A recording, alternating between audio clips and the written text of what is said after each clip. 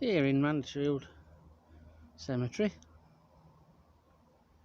and this is one of the most important plants for invertebrates, especially for overwintering invertebrates. And when it's on a wall like this,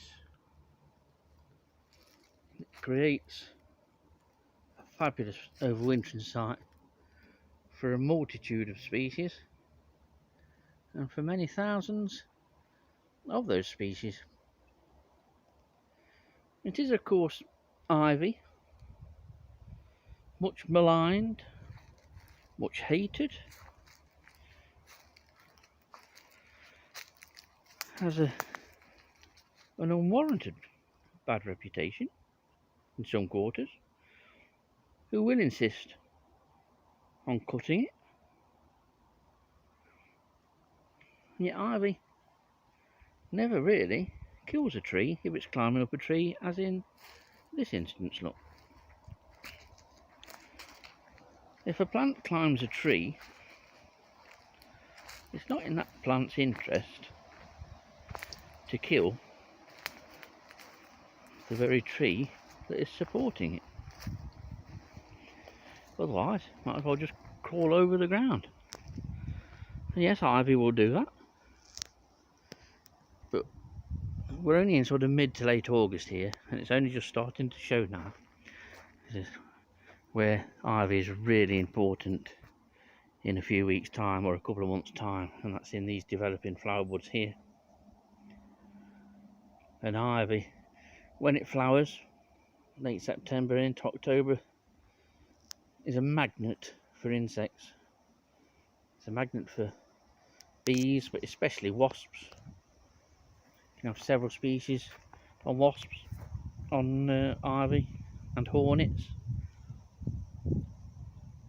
and an array of different species of flies and butterflies. Flowering ivy in autumn is great for red admirals, and peacocks will also use it too, and moths will feed on it at night. Not something I've looked for, actually. You tend to get looked at with suspicion if you go up at something with a torch on a night time. But ivy is a tremendous plant of tremendous value to a range of wildlife. So not only does it provide probably the last source of nectar for many species in an autumn, but it also provides cover and shelter over winter. And it's not just shelter and cover for butterflies and moths and other insects. It is an important form of cover for birds. Birds will spend the winter nights in trees like this, where they're given shelter and protection from the wind and the rain and snow and the cold by ivy leaves. It's the same with holly. Good holly bushes will provide plenty of winter cover for migrant thrushes. And you still regard, or ivy and holly is still regarded by the management of many sites as something to be got rid of, something to be controlled. In Sherwood Forest at the moment, or for the last few years, they've been regularly cutting the suckers of ivy. But I've mentioned this on other videos earlier in the year, but when you cut any shrub that suckers, when you cut one stem of it off that rootstock, for every one that you cut, another 3 will appear the following year.